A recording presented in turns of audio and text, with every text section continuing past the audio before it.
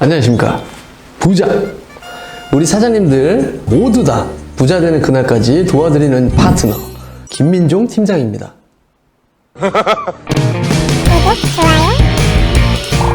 네, 이 영상 시청하시려고 들어오신 분들 아마 대부분은 25% 세액공제 받는 그 부분 궁금하셔가지고 아마 들어오셨을 것 같은데, 연구소는 무슨 연구소?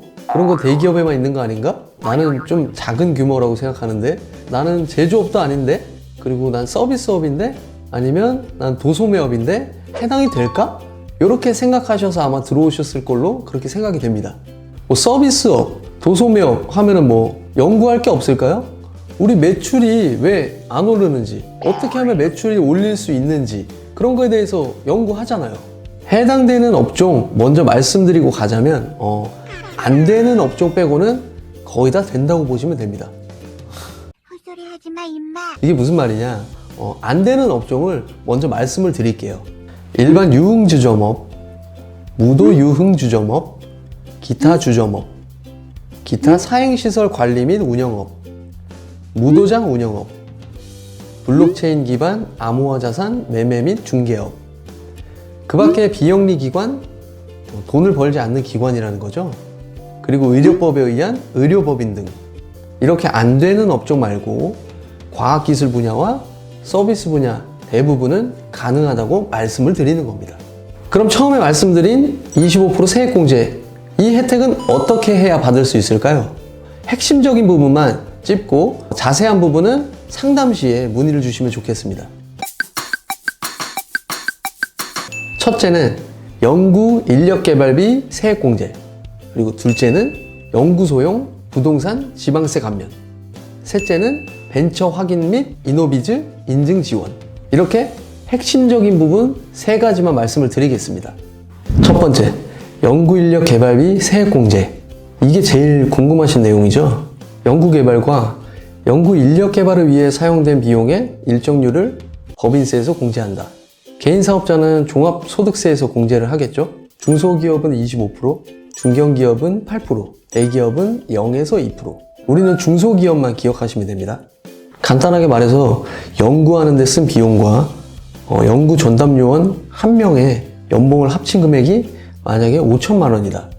그럴 경우에 대표님이 내실 세금에서 1,250만 원을 공제해 준다는 말입니다. 굉장히 적지 않은 돈이죠.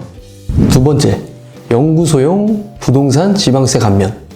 이건 연구소용으로 직접 사용되는 부동산에 대해서 취득세 60%, 그리고 재산세 50%를 감면시켜 준다는 내용입니다. 그런데 연구소를 설립할 때는 기업부설 연구소와 연구전담부서, 이렇게 두 가지로 나눠져 있습니다. 이 혜택은 기업부설 연구소를 설립할 때만 받을 수 있는 혜택인데, 이 부분에 대해서는 뒤쪽에서 인적 요건과 물적 요건에 대해서 설명할 때 좀 자세하게 설명을 드리겠습니다.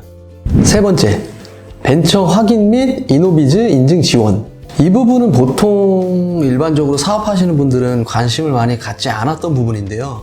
벤처 확인과 이노비즈 인증을 통해서 받을 수 있는 혜택들이 굉장히 많습니다. 특히 자금이 많이 필요하시다는 분들에게는 이 부분이 꼭 필요하실 텐데요. 이 기업부설 연구소는 벤처기업 기타 항목에서 기술성 평가 항목이고, 이노비즈 인증 시 연구개발 활동지표 평가 항목에서 배점 비중이 굉장히 높기 때문에 중요하다고 말씀을 드리는 겁니다. 그럼 혜택에 대해서는 우리가 알았으니까 어떻게 준비해야 되는지 알아봐야 되겠죠? 기업부설 연구소나 전담부소를 설립하기 위해서는 인적 요건과 물적 요건을 충족해야 합니다. 인적 요건에 대해서 먼저 말씀을 드릴 건데요. 말 그대로 인원 수와 요건에 충족하냐, 이거를 보는 겁니다. 연구 전담 요원 수인데요. 대기업, 중견기업은 보실 필요가 없죠. 대기업에서는 아마 이 영상 안 보실 거니까. 연구소는 소기업만 보셔도 3명 이상이잖아요. 그런데 전담부서는 기업에 관계없이 1명 이상입니다. 1명만 있어도 된다.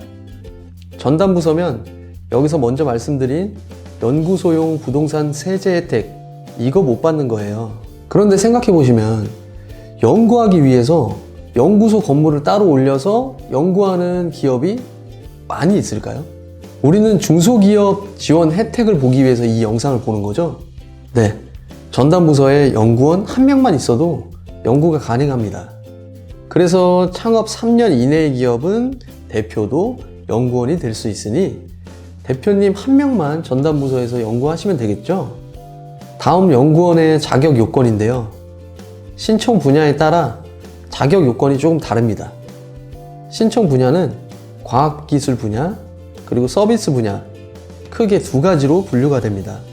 과학기술 분야는 자연계, 이공계 학사 이상 또는 기사 이상의 자격인데 4년제 대학 졸업자라는 거죠.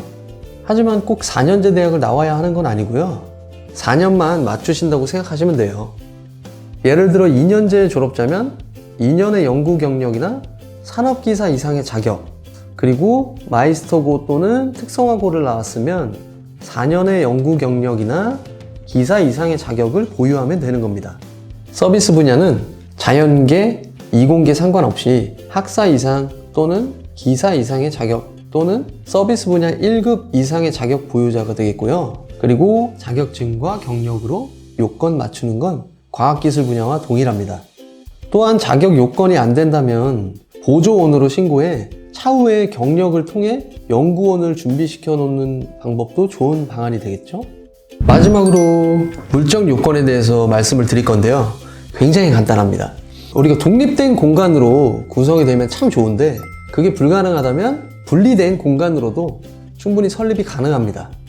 넓은 공간 안에 분리된 공간으로 연구소나 전담부서를 구성하시려면 파티션으로 분리된 공간을 만들어 주셔야 돼요.